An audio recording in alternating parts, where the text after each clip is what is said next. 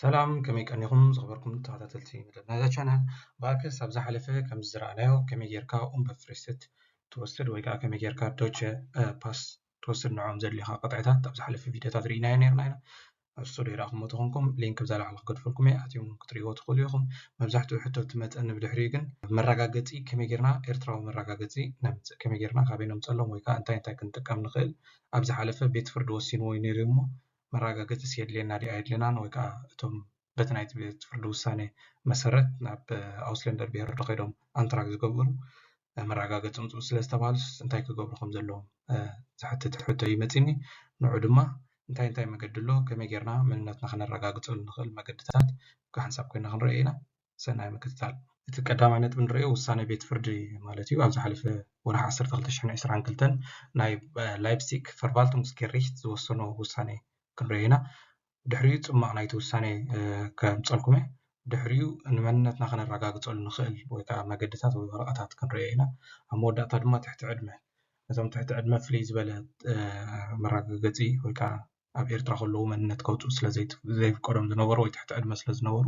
ኣብዚ መፂኦም ከመይ መገዲ መንነቶም ከረጋግፁ ዝኽእሉ ክንሪኦ ኢና ማለት እዩ ኣብ ሓንቲ ደቂቕ እዛ ቪድዮ ክትቅፅል እያ ቅድሚኡ ግን ኣብዚ ቻነል ሓደሽቲ ተኾንኩም ነዚ ዝገብሮ ስራሕ ብዝበለፀ ክድግፉ ንትኽእሉ መገዲ ሳብስክራይብ ላይክ ኮመንት ብምግባር እሞ ደገፍኩም ኣይፈለየኒ ኣብቲ ቀዳማይ እቲ ናይ ወርሒ 12/2022 ኣብ ላይፕሲግ ዝወፀ ናይ ቤት ፍርዲ ውሳነ ድሕር ደይራኹም ምኾንኩም እዚኣ እታ ናይ ጀርመን ቨርጅን ናታ እያ ወይ ከዓ ናይ ትሽዑ ግዜ ኣብ ዜና ዝተዘርግሐ ማለት እዩ ቪድዮ ፖዝ ጌርኩም ክትሪእዎ ትኽእሉ ኢኹም ብትግርኛ ሳመራይዝ ክንገብሮ ግን ኣብዚ ብትግርኛ ብሓፂሩ ኣምፅዮ ኣለኹ ማለት እዩ እንታይ ድብል ሽዑ ናይ ላይፕሲግ ቤት ፍርዲ ሓደ ስደተኛ መበቆል ሃገሩ ፓስፖርት ዘይምምፅኡ ምክንያታዊ እንተኮይኑ ማለት እዩ ፓስፖርት ከተምፅእ ዘይትኽእለሉ ምክንያት እንድሕር ኣለካ ማለት እዩ ሽዑ እንታይ ዝብል ንወፃእተኛታት ዝኸውን ናይ ዙብዚዲረ ሹትስበሬሽቴክተ ወይ ከዓ ናይ 1 ዓመት ናይ 2 ዓመት ወረቐት ዘለዎ መብዛሕትኡ ግዜ ፓስፖርት ኣይወሃቡን እዮም ካብዚ ዓዲ ካብ ኤምባሲ ኸድኩም ናይ ሃገርኩም ፓስፖርት ምፅኦም ዝበሃሉ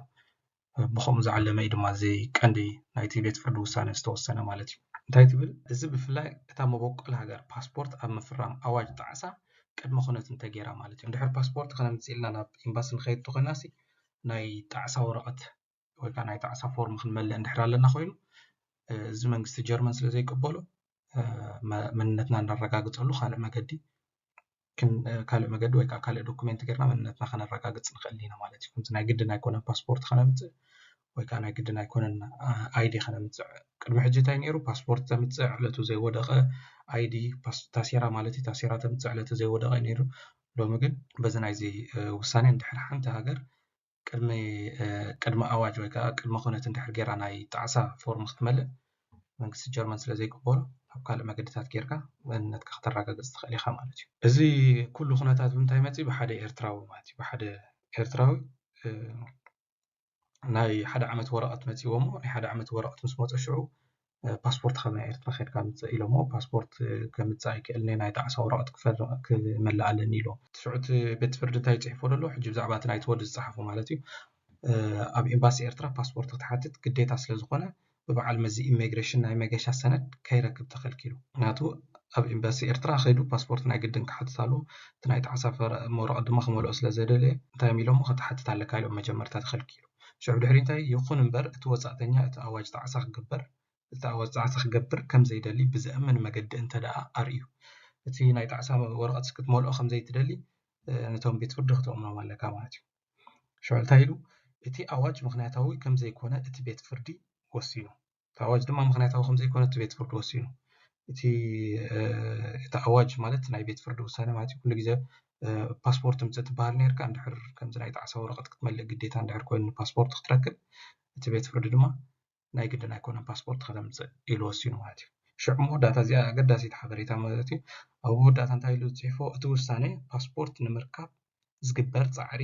ፋይናንሳዊ ኣበርክቶ ወይ ርእሰ ምኽሳስ ስለ ዘድሊ ጥራይ ዘይ ምክንያታዊ ከም ዘይኮነ የገልሕ ይብል ኣሎ ማለት ሕጂ ፓስፖርት ክትወሃብ ከለኻስ እንድሕር መረጋገፂ ከተምፅእ ዘይትኽእል ተኾንካስ ያ ገንዘብ ክፈል ስለ ዝተባሃልኩ ወይ ከዓ ናይ ጣዕሳ ወረቐት መሊአ ባዕለይ ከም ገበነኛ ፎርም ስለምላእ ዝተባሃልኩ ኢልካ ጥራይ ዘይኮንካ ክትዛረብ ከተእምኖም ኣለካ ወይ ከዓ ክተእምነና ኣለካ بزبل أرستي بتحفهم مالتي بدحري أنا منت نحن الرجاء طال نخل ما قدرت كدرينا مالتي أتي نعم كأن إذا قدسهم أتي نايمنت من رجاء زي ورقة الشمكة خلولو ناتك على تلدت كلولو إيرتراوم كان كده ما خبر له مالتي كأن منت نحن الرجاء طال نخل ما قدرت زم بزات أجم زلوا صحفاتين تقدم أنتي منتنا إرتات لك مالتي زب عبي بقليل صغير مالتي ولا على تزوده أجي تقدم كلعته وليغ قلب هنير على تزوده علىهم جه تراجع قلت سولت قدي حكالا نايت مهاراي تاسيرا سأل خازلو شمكا على تلدت زلو إرتراو مخانكا زراجع قلت له يهون بدحريو ممرح فقد فرشاين تلقى فرشاين من حدا خفتي كتراجع قلت سولت قل منت كتراجع قلت سولت قل ورقات مالتي كون تولد سيرتيفيكيت جيبورت أور كنا دحر لكم كأسخا منتك كتراجع قلت سولت خاليا باسبورت بعبي مالتي قدم حجي علتك زي ورقة خونا لو ميجن ولا علته زي ورقة باسبورت كيركا منتك اختراجع قلت خاليا مودات هدما مراجع قلت ورقة كاب إمباسة ولا مالتي قدم حجي ناي فورم ناي تعساني ريو أنا نبعلي ناي دوتشا باسبورت كلهم مراجع قلت كاب إمباس خيدا مالتي ونتي سأل حيزلهم كيدا تاسيرا ناي سدرا خايلهم تاسيرا سلا زينا برني ناي سدرا تاسيرا حيزا خيدا 30 دي 14 نايتا ورقة كفيلة ጻዕዳ ወረቐት ሂቦም ማለት ኤ ፎርም እዚ ሰብ እዚ ኤርትራዊ ምዃኑ ገለ ዝብል ጻዕዳ ወረቐት ሽመይን ዕለተ ልደተይን ኤርትራዊ ምዃነይን ዘረጋግፅ ጻዕዳ ወረቐት ሂቦም ማለት እዩ እዚኣ ከዓ መወዳእታ ማለት እዩ እዚ ናይ ጣዕሰ ፎርም እንድዕ ከም ብሓድሽ ጀሚሩ ድዩ ዋላ ገዲፎሞ ድዮም ገይሮም ሹር ኣይኮንኩን ግን ኣነ ፍቲ ዝኸድ ኩሉ 2022 ወፍቲ ናይ ቤት ፍርዲ ዝወፀሉ ግዜታት ይኸይደ ነይረ ተዘይተጋገበ ወርሒ 9 ኸይደ ነይረ ኣብ ሽዑ ግዜ ኣይነበረን ማለት እዩ ናይ ጣዕሰ ወረቐት ኣይመላእኹን ግን ፎርም መሊአ ነይረ ብየን ወፂእ ካብ ኤርትራ ብየን እንታይ ሃገር ረጊፀ ዝብል ፎርም መሊአ ነይረ ማለት እዩ ብድሕሪኡ ብባጀላ ወይ ከዓ ነባርነት ወረቐት ጻዕዳ ወረቐት ኣብ ኤርትራ ንወሃቦ ዝነበርና ወይ ከዓ ባጀላ ጌርና እውን